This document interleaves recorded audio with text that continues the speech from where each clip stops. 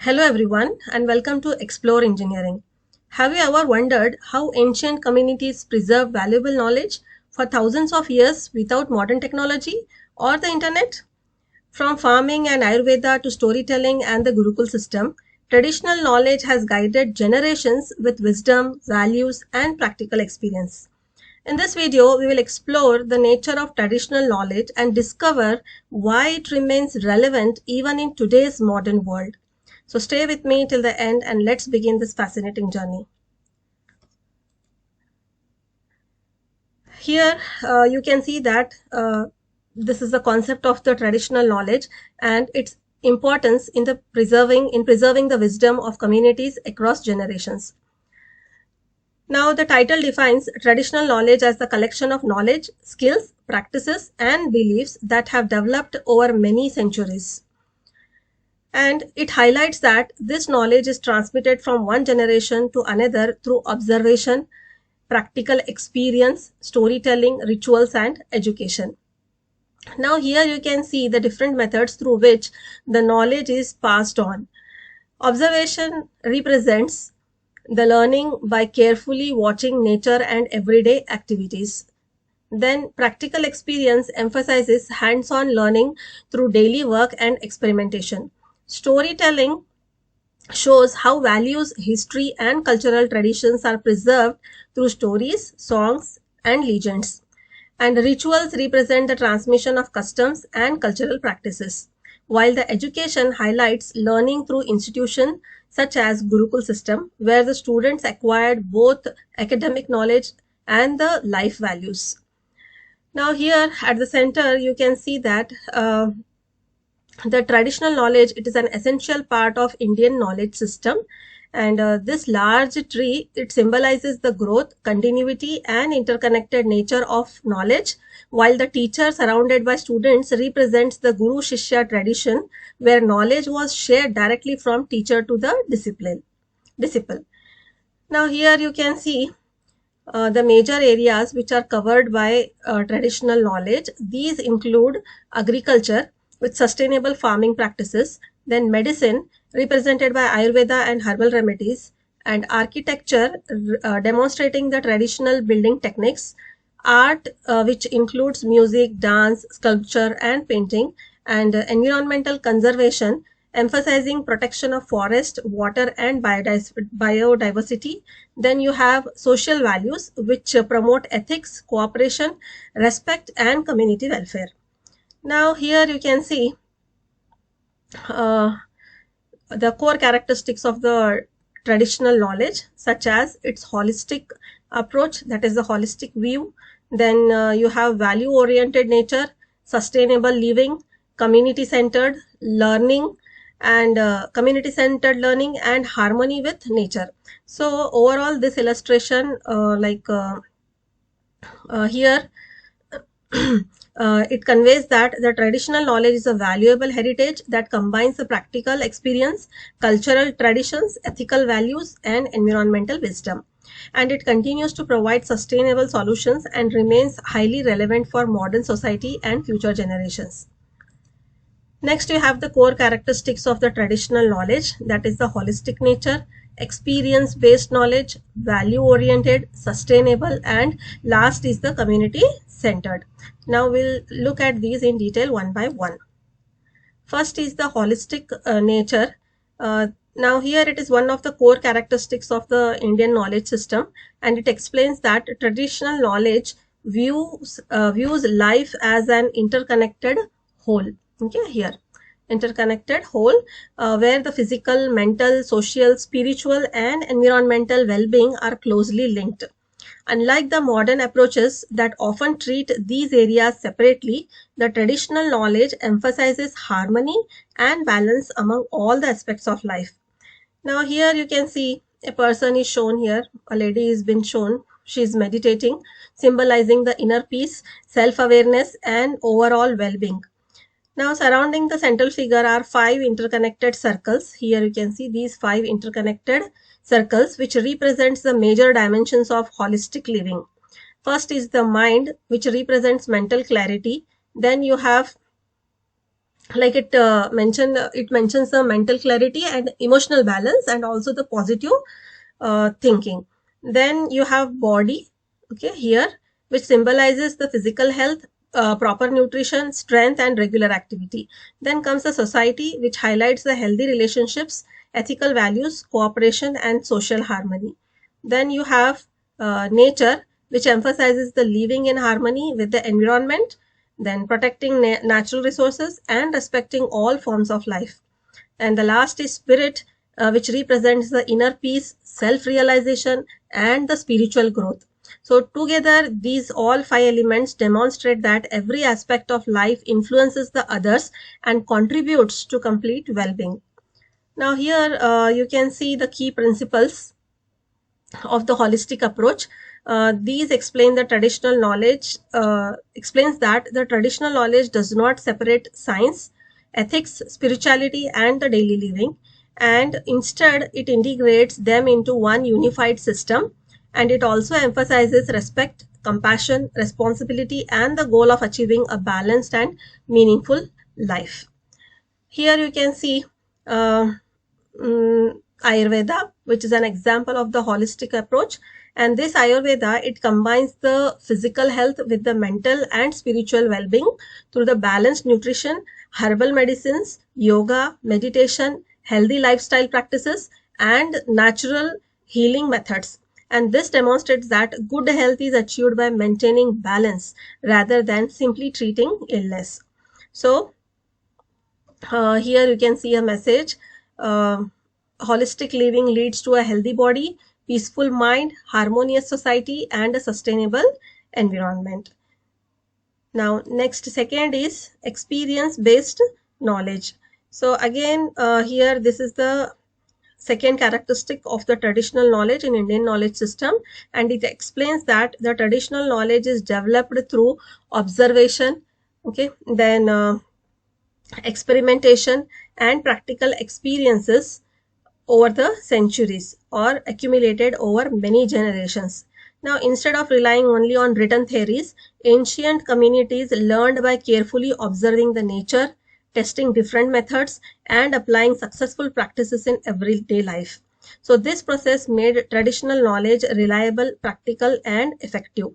Now, here you can see uh, here this part, it focuses on the learning from the nature. You can see a farmer, he's cultivating the land with oxen, symbolizes that the traditional agriculture where farming practices evolved through careful observations of seasons, then weather patterns, you have soil conditions and water availability. So by studying these natural factors, the farmers identified the best cultivation methods, then improved crop yields, then conserved the resources and developed sustainable agricultural practices that benefited future generations. Now here you can see uh, the this part, it is learning through the practical application using the Ayurveda as an example. So an Ayurvedic practitioner, you can see here a Ayurvedic practitioner who is examining the medicinal plants, representing the continuous study of herbs and their healing properties. Through repeated observation, experimentation, and treatment of patients, ancient physicians identified effective medicinal plants, tested their properties, and developed natural remedies for maintaining health and treating the diseases. So, this practical approach made Ayurveda one of the oldest and most trusted systems of the medicine. Here you can see the process of experience based knowledge in 6 stages. Okay, so first you have observe, then experiment, practice, evaluate, transfer, and improve. So these steps show how knowledge is created by observing natural phenomena, then testing different methods, applying them in real life situations, and evaluating the results, and also passing successful practices to the next generation and continuously improving them over time. So here you can see the importance of experience based knowledge by emphasizing that it is based on real life experience, then tested over centuries, adaptable to local conditions, environmentally sustainable, and safe for society. So the concluding message here it is experience is the best teacher and practice makes knowledge powerful. So here overall you can say that traditional knowledge is a practical and continuously evolving system built on observation, experimentation and lifelong learning, making it both dependable and relevant even in the modern world. Next you have third one, that is the value oriented.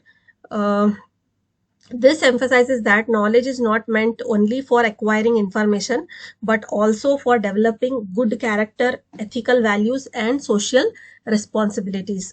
So, according to Indian tradition, knowledge becomes meaningful only when it improves the lives of the individuals and contributes to the welfare of the society. So, here you can see the core moral values that form the foundation of the traditional knowledge. These include truthfulness, which encourages speaking and following the truth. Then comes the honesty, which promotes sincerity in thoughts, words, and actions. Then you have compassion, which teaches kindness and care towards all the living beings. And then you have the self discipline, which develops self control, patience, and focus. Next is respect for elders, which encourages learning from teachers, parents, and experienced people. And then you have social responsibility, which inspires individuals to work for the benefit of the society. Now here you can see a guru is there. He's teaching the students. This represents the Guru Shishya tradition, where education focused not only on academic learning but also on building character and moral values. So the teacher here, he is guiding the students to use the knowledge wisely and ethically, and highlighting that education should shape the responsible and compassionate individuals. So here you can see the purpose of the knowledge through a sequence of illustrations. Knowledge helps individuals to understand the truth, improve themselves, they benefit others, and ultimately contribute to the welfare of the society and nature. So this reflects the Indian belief that education should lead to both personal growth and the social progress. Now, here you can see why these values matters. Because moral values help to build the character, then trust, social harmony, peace, justice, equality, compassion, and personal happiness. And these principles strengthen the relationships and create peaceful and responsible society. Now, here you can see it is a you can see here that value oriented knowledge creates a better individual, a strong society, and a peaceful world. So here you can tell or convey that Indian knowledge system here it is a true education, and here it is inseparable from ethics and values. And knowledge guided by the truth, honesty, compassion, self-discipline, and responsibility becomes the wisdom benefiting both the individuals and society as a whole. Fourth is the sustainable.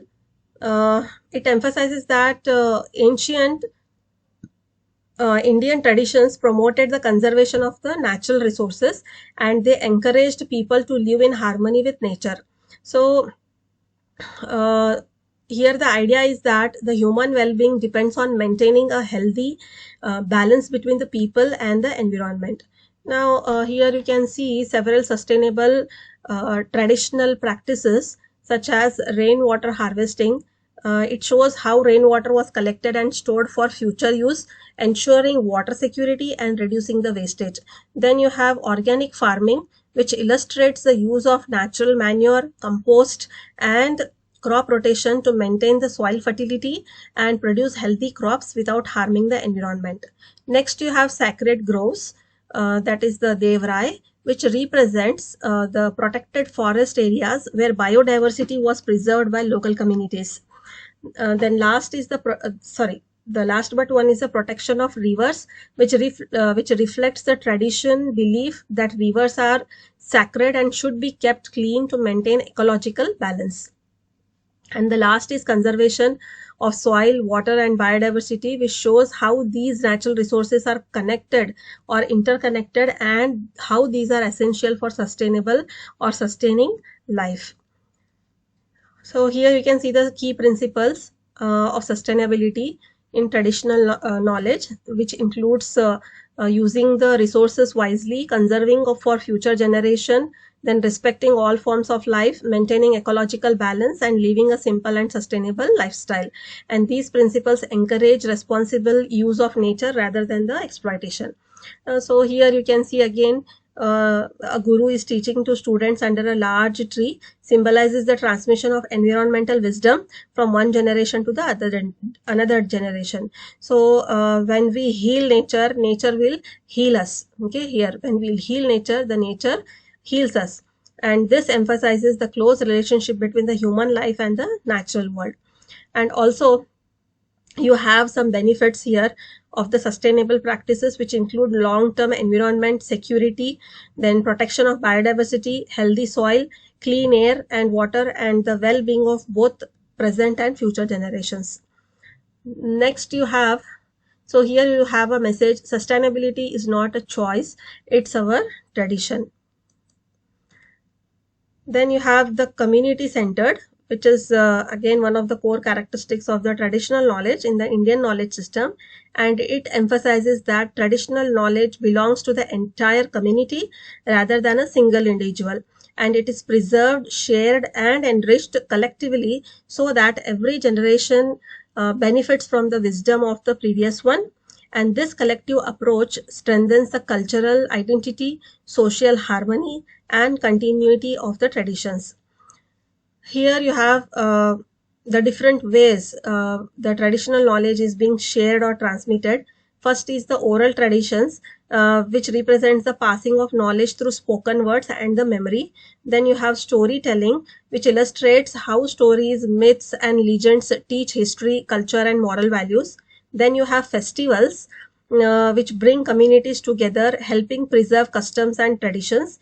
And next you have apprenticeship, which demonstrates learning through practical work under skilled teachers or the craftsmen. And you have ritual and practices that connect people with nature, society, and spiritual beliefs. And the last one is the educational institutions such as the gurukuls, then pathshalas, which provide organized learning based on traditional values.